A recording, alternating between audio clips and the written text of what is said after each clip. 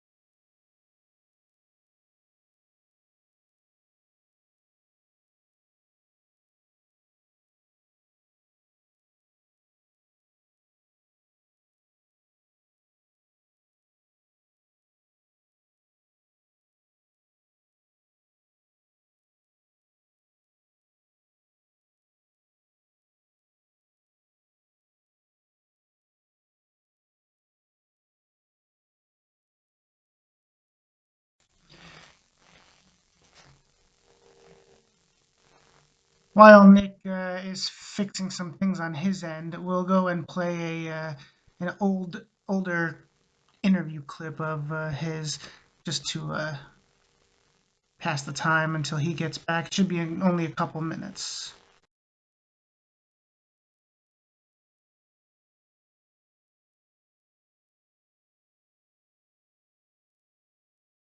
Of seeing, okay, does it work? Does it not work?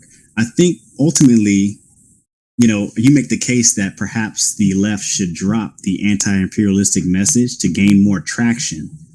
Kind of talk about that for us, please. Yeah. So because there are so many people who want to believe that they live in good societies, it's hard to sell them a message which implicitly says that their tax money funds things that are evil, that when they vote for people, they're voting for people who are evil. Those kinds of messages are difficult. People don't like to feel like they aid or abet evil. They don't like thinking of themselves as stormtroopers. If they know soldiers or they know veterans, they don't like thinking of those people as stormtroopers.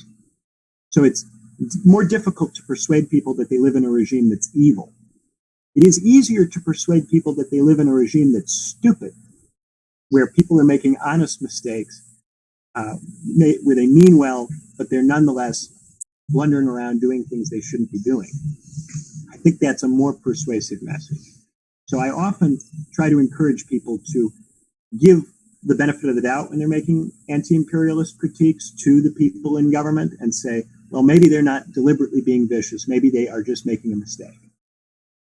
Because I think that is easier to go down, easier for people to wrap their heads around. Okay, and I see that it may be harder to sell someone on a different worldview, but the question, comes down to, let's say you drop the anti-imperialistic message. That's kind of, well, let me backtrack a little bit.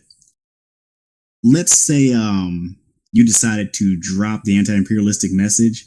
I think we've had examples where, in our own country here, the left sort of dropped, well, excuse me, let me say the mainstream left sort of dropped the caring for the poor and being a good steward of the public commons and things of that nature. They kind of dropped that because it wasn't selling at the time. And look at the results that actually, kind of set in motion.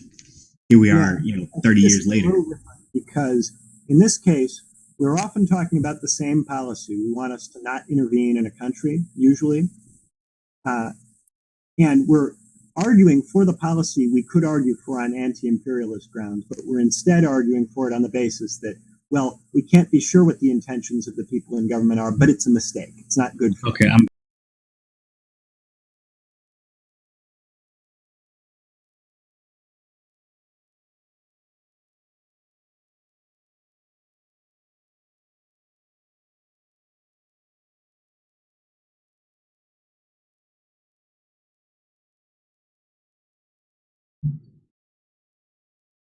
All right, sorry about that, guys. I don't know why I had to reset the audio driver, and it seemed like it wasn't working, so I reset my whole machine.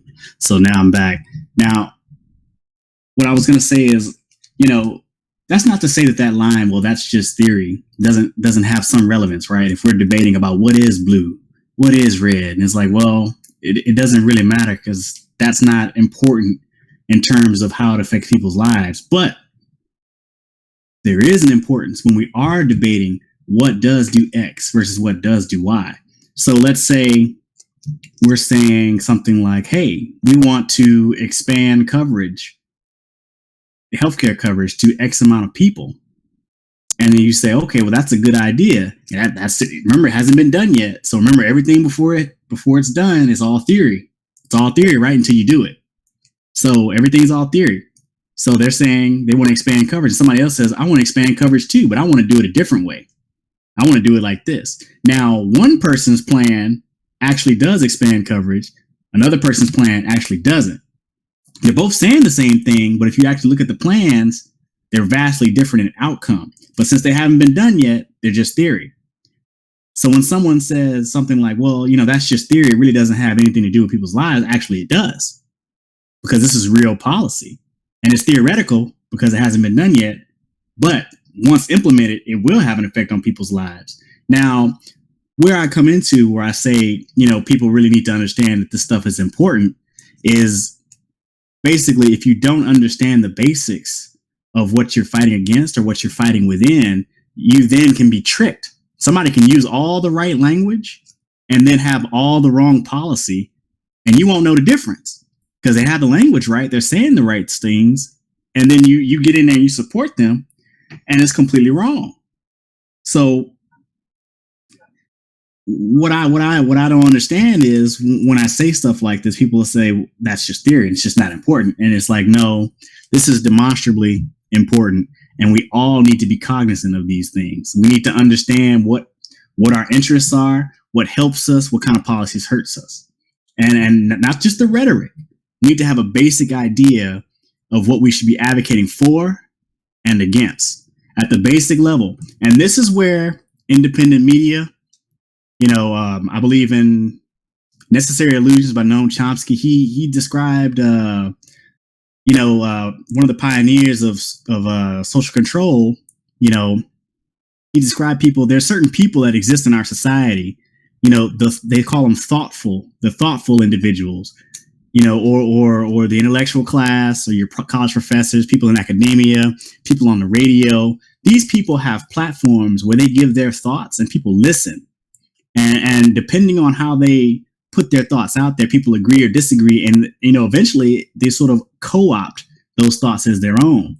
This is where people like that in general have an important role to play. Now, too bad, the place where this is coming from obviously was not a place we needed to be. This is something that kind of led to the Creole Commission, and then the corporate applications of the things they learned from that commission, the Woodrow Wilson. This is kind of like the corporate version of it. But I'm also saying on the progressive side, on the alternative media side, we also have that role as thought leaders. And when we get up here and we display our thoughts and people hear it and they think about the discussion and they agree or disagree or co-opt anything that we've said here, we're kind of playing a similar role there in a society. So to go back to the point that I was trying to originally make before I kind of got off on a tangent, trying to give everybody as much information about what I'm talking about as possible, because I'm basically covering a lot of stuff really broadly, and I have to go in there and give a little bit detail. And then I guess one of these shows I can just go in and talk specifically about that issue. That way we can have a better understanding of it. But, I'm really just trying to cover the bases here before I go in on what I really want to go into. So I've had economists on this show. And the reason why I have them on here is not to have a theoretical conversation that nobody cares about. This conversation is really important because I'm trying to condense down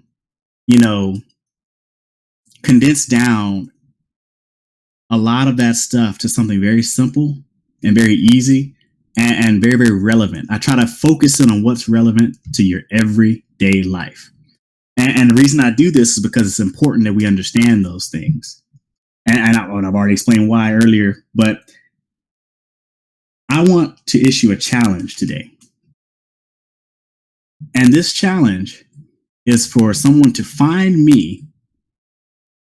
And, you can either post it on the YouTube if you're watching via YouTube or anywhere else I may be streaming. Just post a comment. I'm going to ask you for an issue in our society that can be solved with government that does not have any type of allocation of resources, has nothing to do with money in any way, shape, and or form.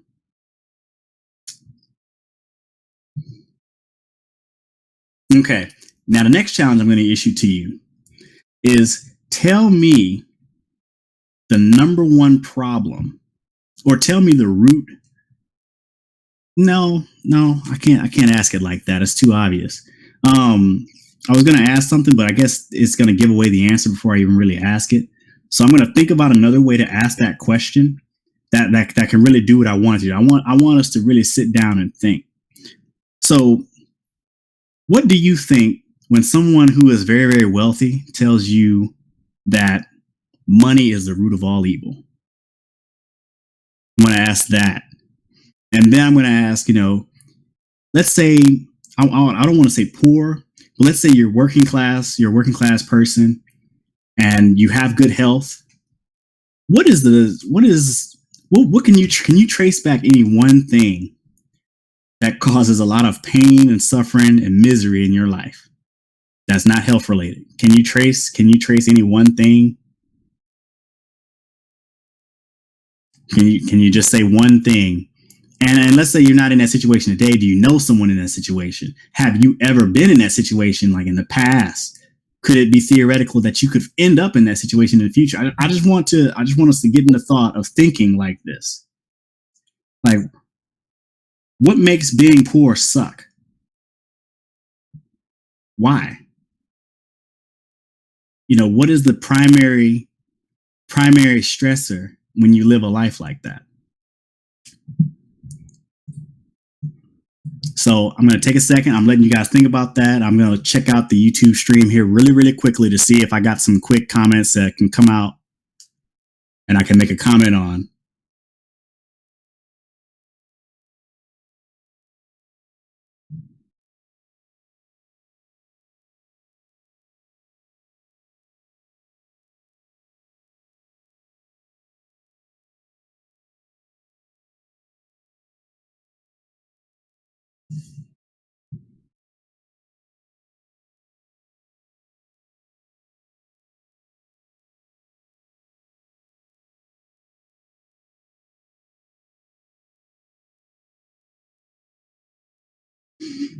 Okay. I see some of the comments here. Finally, I forget there's a delay in between when I speak here, when it actually shows up. And then, you got to have time to think about it and stuff. So what I'm going to do is we're going to table that. And I'm going to give you what I think. Now, mind you, this is just what I think. This is just my straight up opinion. It's not even a yes or no, a correct answer, a wrong answer. It's just something I want to think about. Now, back to what I was talking about when I say things. Sorry about that. I had the actual YouTube comment coming back. I mean, the YouTube sound coming back and hitting me in my ears is really painful. But now back to what we were talking about when I said I have economists come on. You notice I don't have these economists come on. They talk about market structures and how, the market is set up in this way and what maximization of profit means. And when you have marginal benefit, meet marginal cost, that's equilibrium and things. I'm not having them come on here and talk about those things. You know why? Because much of that is actually bullshit. The stuff I have them talk about is things like why the free market doesn't exist, and when people say free market, what they really mean. And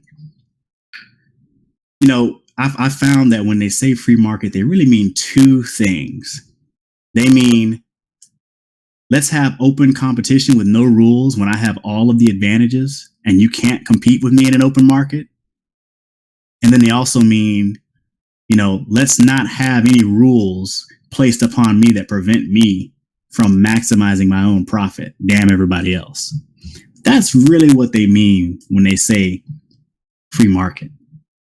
And what's funny is this doesn't even have to do solely just with business. This is something that kind of cuts across everything. It includes even ideas. The market can be used to squash ideas, to kind of coerce conformity, so to speak. And I talk about this all the time with media and thought control, but that's a big deal. That's kind of how they do it. But to go back to my question, I believe one of the number one stresses of being poor is just not having enough money to do things that you need to do, whether it's just live, eat, feed your kids, send them to school. That's a big deal. Just not having enough money to do what you need to do to live in our society. That is, to me, a huge stressor. And I have been there. I'm speaking from personal experience. I remember, there was a time where I just thought to myself, I was just like, when somebody tells you the root of all evil is money, that's a person who just hasn't experienced not having money. Because when you have everything that you need, when all of your needs are met via you have the financial means to meet everything that you need, and then most of what you want, the problems that you have are a lot different from somebody who doesn't have the financial means to afford all the things they need to eke out a decent life. Those are just vastly different. Your problems are just vastly different. So the number one reason, one of the biggest problems in our country today is we do not have an equitable share of the country's vast wealth. We just don't. That's just not what we have. And it's gotten so bad over the years, and the country is so rich. It's said that the United States is the richest country the world has ever known, and that income inequality here, not just income inequality, income and wealth inequality in America is worse than it's ever been anywhere in the history of the world. And that's something we have to face and understand, that ultimately, that's at the root of everything. No matter what problem it is that you want to solve, that's at the root of everything. And we also have to understand that at the root of that, to how you fix it, is through government. I was riding in the car today and I heard Chance the Rapper donated, $1 million to the Chicago Public Schools. While that's great, Chance the Rapper donating some money to the public school system, I want us to realize something.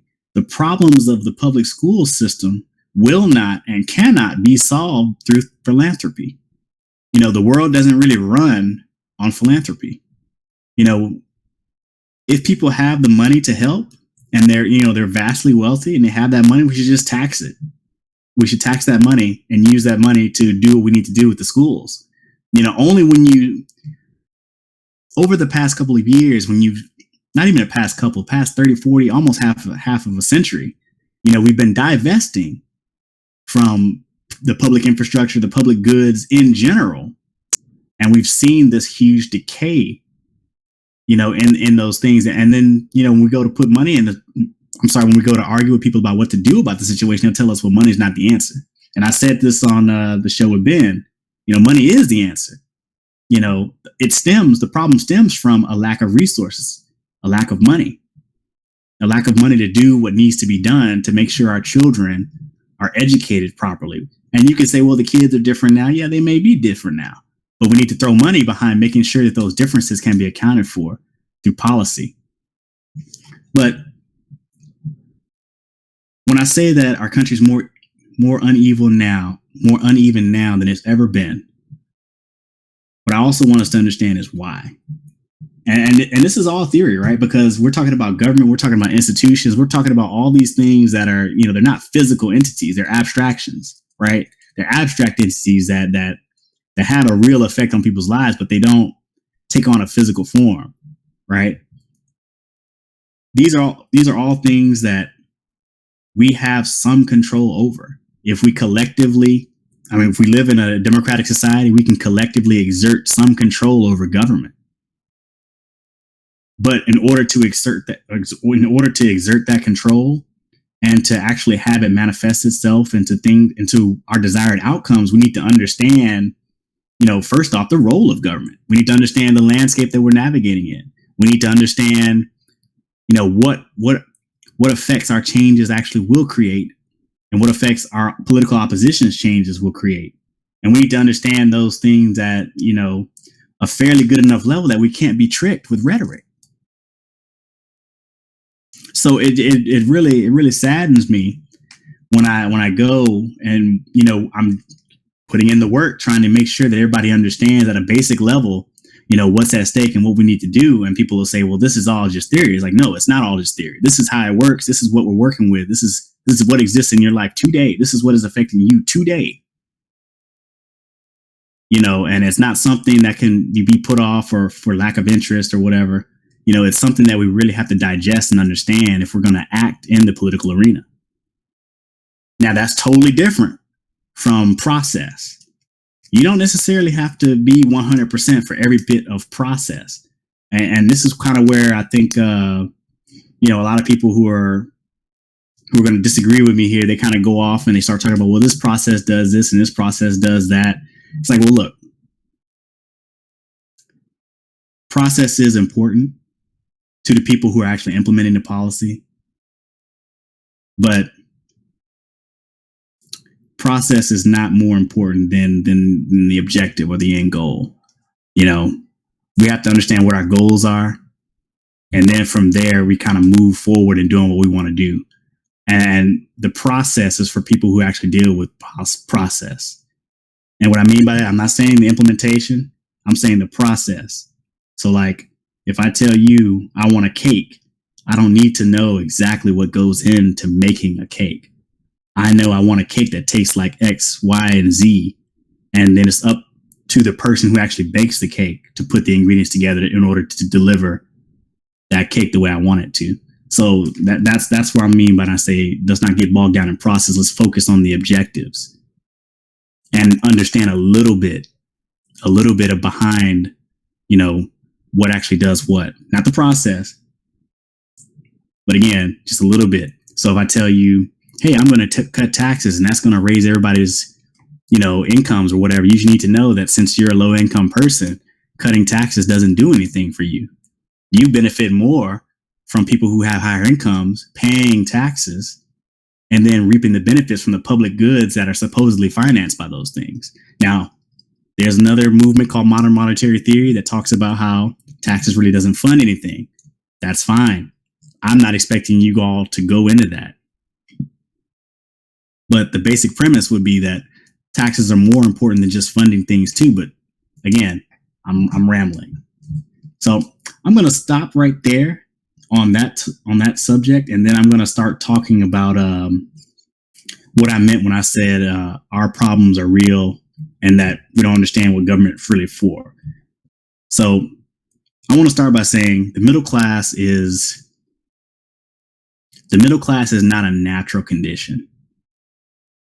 People inside of the middle class are there because government directly intervened into the market and decided to place them there.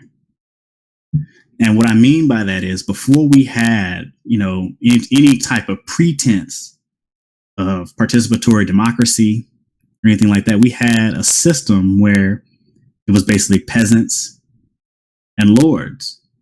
And the only way to break out of that system was to either get lucky and some lord decided to make you their benefactor, or, somebody hooked you up somewhere, or you just lived in a land that didn't exist with those type of, like a free city that didn't exist with those type of titles. But if you were in that area, in that region that existed with those titles, where you had the lord and peasant relationship, you were just locked into that. There was nothing you can do about it. And that structure was reinforced by government, the state. But when we left feudalism, we had a series of events that occurred in which government directly intervened on behalf of people who were not necessarily the lords all the time. And the people that benefited from that rose and became what's called the middle class. And when you read the pictures of the middle class, or like news articles, even from the New York Times at that time, like the 1960s, the post-war period, this is the time when the middle class was the broadest. And I'm using this as an example. They described that, that was a world first.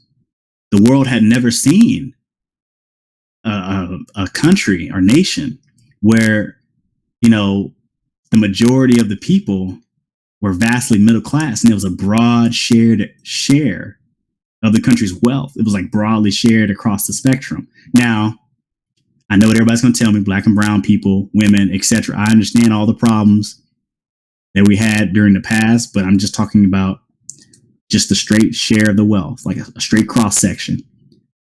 Those problems still exist today, and guess what? They're largely the racial lines that are drawn today. How it's kind of split up is kind of the same as it was back then, except it was still broadly shared, more broadly shared, much more so than it is today.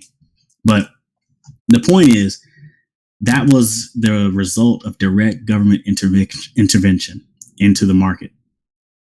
So that existed then.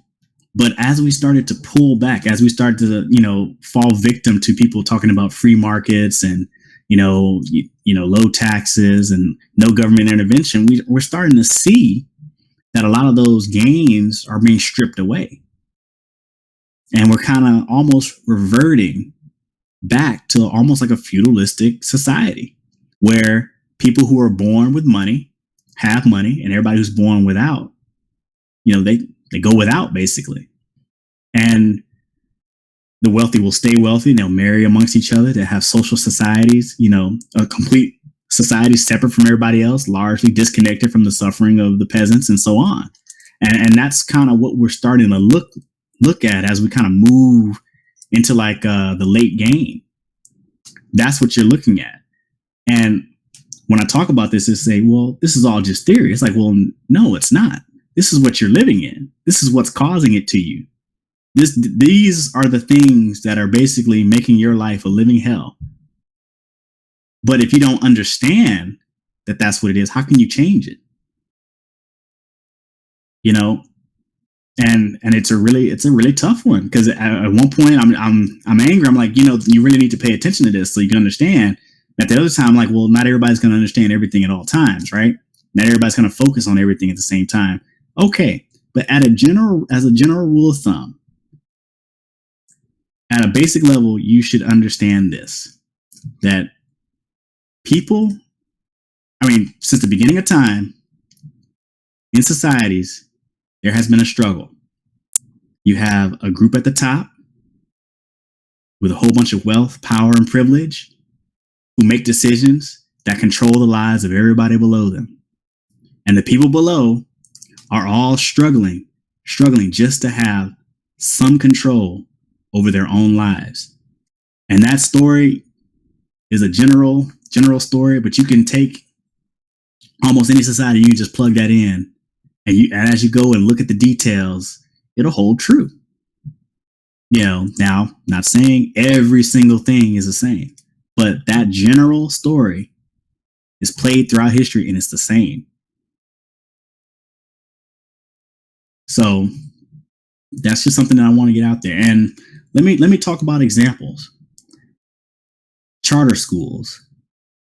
Charter schools are a big pet peeve of mine because, you take a school that you didn't invest any money in, it underperforms. And so whatever money you were giving that school, now you strip that school of that money and give it to some private organization, which will then have no oversight whatsoever to the community or the parents. There's nothing. You can't decide who teaches that child what.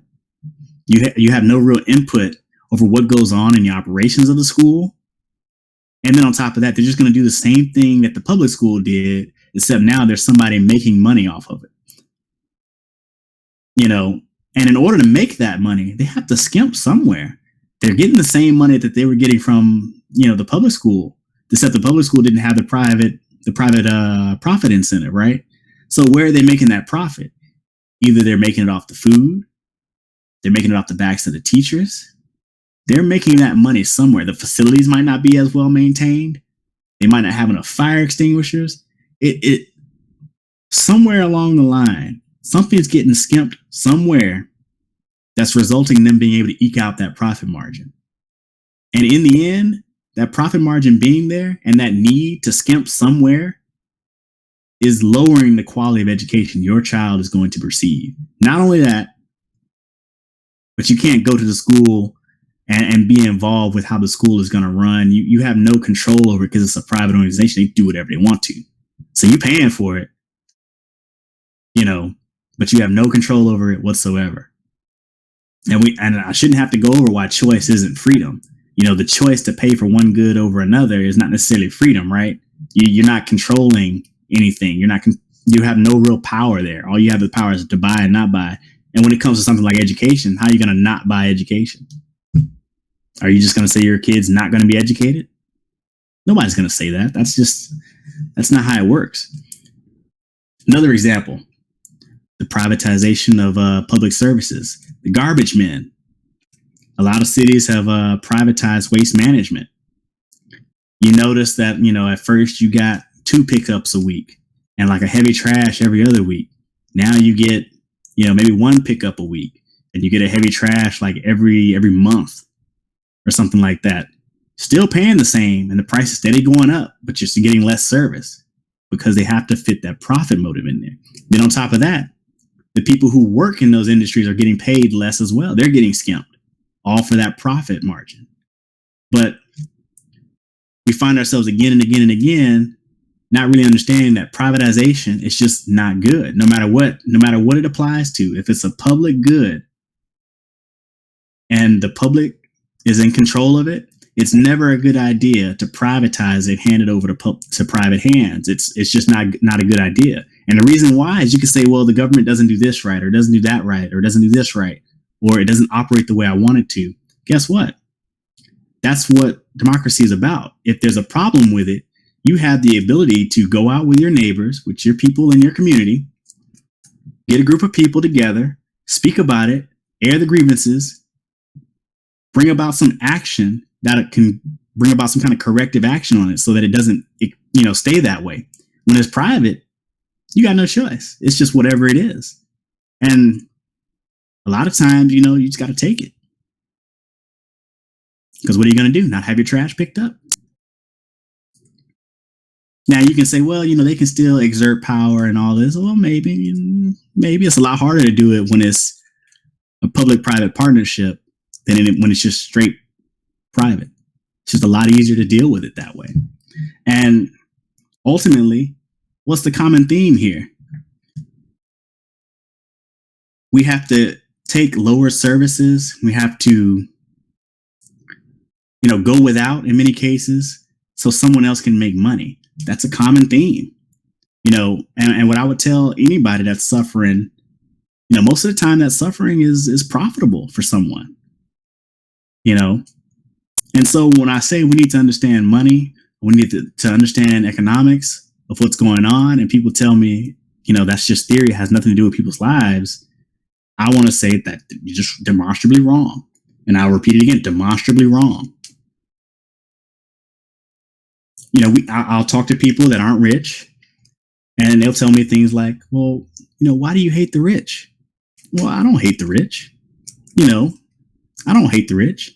I have no problem with somebody being wealthy, so long as that wealth doesn't come off of them disenfranchising and ripping off other people. So long as their extraordinary wealth doesn't result in destitute poverty on the other side, I have no problem with that extraordinary wealth. The problem is that's what it is. They're correlated. Extraordinary wealth and poverty go hand in hand. So again, it comes down to following the money, rooting your politics on the allocation of resources, understanding how money dictates how things are going to be run in your life. Now, let me talk about something else. The Affordable Care Act. As you can see, the Republicans released a bill. They released a bill today, or a draft bill, excuse me. They released a draft that talks about what they wanted to do for their supposed healthcare reform. I mean, and what do you find? Basically they took, well, let me start this way. The liberals took an idea from Republicans, and then they tacked on a couple of little things here and there that do a little bit. It does some good. And they called it a liberal bill. Well, basically Republicans can come in and they can, either do it by poison pill. And what I mean by poison pill, delayed release, meaning they'll pass something today that will have an effect that won't be realized until years down the line. This is their favorite route. This is their favorite route to cut things. They love to do this. So I'll pass something in 2014, that stipulates massive cuts or a cancellation or something like that in 2020.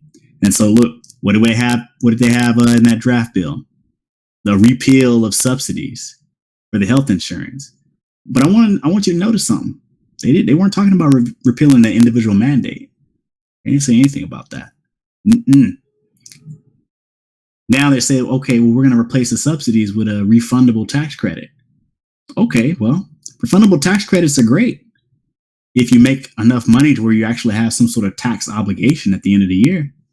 But a lot of people who are struggling, that the bill is really meant to help, they don't have tax obligations at the end of the year. So they might get, 1 or 2K in some sort of tax refund if they file. And it's really not going to amount to much as far as purchasing health insurance from the private market that's designed to maximize profit and really has no regard for what they're receiving. And it really has no regard for, what kind of service the people are actually getting. Are they actually healthier because they have health insurance? Can they afford to use the health? None of that matters because they're just maximizing profit. They didn't get rid of the individual mandate. That's what they say. Now,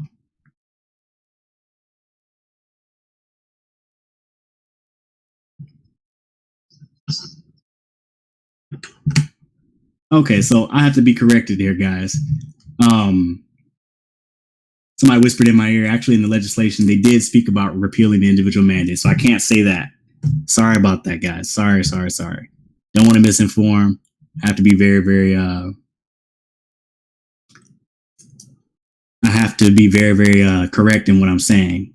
But they're still going to keep the parts that maximize profit at the expense of everybody else. Like the number one problem with health insurance wasn't necessarily extending coverage. The coverage, people don't have coverage because it's too expensive. So the real problem with it was that we have a system that doesn't control the cost of health insurance, health care or health insurance. And instead of addressing it that way, they're saying, well, okay, we're not going to try to address the cost at all. We're going to try to just inflate, we're going to try to basically subsidize that highly inflated price. And I think that's just going around in a circle. But in the end, you really didn't address the real issue, because let's say you extend coverage, you don't have any mandates. You don't have any mandates on how much profit people can make and what kind of pricing models they have to use. So they can just charge whatever, and you'll end up in the same spot. This is why I'm against the basic income without some sort of job guarantee. If you just give people extra money, people who own businesses and offer goods and services can just raise the price of their goods and services and just absorb that extra money that's out there and not really give anything greater for it. And people call that inflation. I'm like, well, yeah, that is a form of inflation, but it's not like this. It's not the typical inflation where, you have like a huge spending increase and demand is so high and things like that. What it is just they know that there's more money out there, so they can just suck it up through higher prices. The difference between that and a job guarantee where you have to pay solid wages would be that there's goods being produced. If you produce goods, there's more goods. So when there's more money and more goods, it's not necessarily going to equate to rapid runaway inflation. Whereas just doing a basic income without increasing, the public goods or having something to compete with the private model to get that money, that's what you can end up with. So all in all, you're going to see the Republicans, they're on the offense right now. Truth be told, business is perfectly fine with Obamacare. They are perfectly fine with it. In fact, the pharmaceuticals, the health insurance industry, and the healthcare providers, they really had a heavy hand in writing most of it. So if it stays the way it is today, they're perfectly fine with that. They're perfectly fine with that. There's no problem with that. So I guess I find myself in a position where, even though the bill does a lot of good, I look at it and I say, it's really a distraction from single payer. And ultimately, you have to basically gauge it. Like, am I gonna stay with this bill here, or, do I advocate for single payer? And I feel like ultimately the situation we found ourselves in it's really easy. It's really easy to just fall into like, oh, we have to defend Obamacare because it does these good things, rather than just pushing for a good policy that will actually solve all of the problems, or at least give us the mechanism by which we can solve any other problems as they arise. That's what Medicare for All really is. But now we're stuck in this place where we have to defend a deeply flawed bill. Deeply flawed at inception, and then on top of that, highly unpopular because of the way it was designed. And then you have political opposition undermining it because it was easily underminable. If that makes any sense, like, why would you make your bill that's supposed to be your signature achievement? Why would you make it such that your political opposition can undermine it and basically make it worthless? Why did you design it that way? I mean, that's just poor design. If you understand what you're up against, you shouldn't design something that depends on the political opposition to make it work and make it good, because there's no incentive for them to do that. And on the same token, there's no reason for you to place in all of these highly unpopular things with the idea that you're going to somehow gain support from your political opposition. And then when you didn't get any support from your political opposition, you didn't pull those unpopular things out there. So you just loaded your bill with unpopular measures for no reason. When you start really looking at it, there's really no way that you should be that you as a progressive should find yourself having to go to bat and really put on a lot of political capital to defend something as flawed as the Affordable Care Act. And I know that, you know, a lot of people are, you know, basically are helped. Some people are helped by it, and, you know, we feel like we have to necessarily help those people. But let me put an analogy out there. Let's say you have a policy where 10 people die every day. And you say, well, I want to change this, but I really can't change it right now. So I'm going to save 3 out of those 10. And then someone else says, well, no, you know, I want to save the full 10 and I have the solution to save the full 10. We just got to do it. And you say, well, that's not possible. So I'm just going to save the 3. And then when the person who wants to save the 10 comes up and says, okay, well, you've saved the 3. What about the rest? And you just be like, well, there's nothing I can do about them, you know, but I don't want to sacrifice these 3 because I don't know, you know, what your policy is going to do or where it's going to go. What you basically have here, and they'll tell you, and I'm sorry, the person that's, you know, saving the 3 will tell you, well, you know, I don't want to sacrifice these 3. You know, these are people's lives. We can't be playing around with this. You can't move forward with the plan to save all 10. You know, you got to stick to the 3. They'll tell you that you can't sacrifice the 3. But is it not unfair for you to say, but by only focusing on saving 3, you're sacrificing 7? Is it not unfair to turn that argument around and bring it back on them? These are just questions. These are just questions that I have to ask myself when I'm trying to battle the ruling talking points that people are putting out there. To go back to what I was asking, I honestly believe the number one thing that's bad about being poor is not having enough money to do what you need to do. And I think somewhere along the line, we've forgotten that government is what undergirds the middle class, and government policy is what creates it. And as we move away from it, that's why we see, you know, a degradation in the quality of living for all Americans. Now, I'm going to take a second to look at the chat here. I see people are talking about a universal basic income. You know, I agree with the universal basic income if there is, you know, some sort of, like I said, some sort of job guarantee or some sort of public system that will basically compete with the private sector, or else it will just lead to runaway inflation. You know, and I've kind of said that once before. Let me ask you guys a question. And this will be probably like the last question I can get in, then I'll go ahead and close out. I know my mic is kind of doing its own thing. I don't know what that's about. I don't know if it's because I was too close or my cell phone was too close to it. I'll try to get that fixed. So anyway, the question I want to ask is, what is the result of us trying to basically fall in with neoliberalism? What is the result of neoliberalism, you know, continuing to spread? Yeah, that's just something that I have to ask myself. What is that? What does that mean? What has it done to us?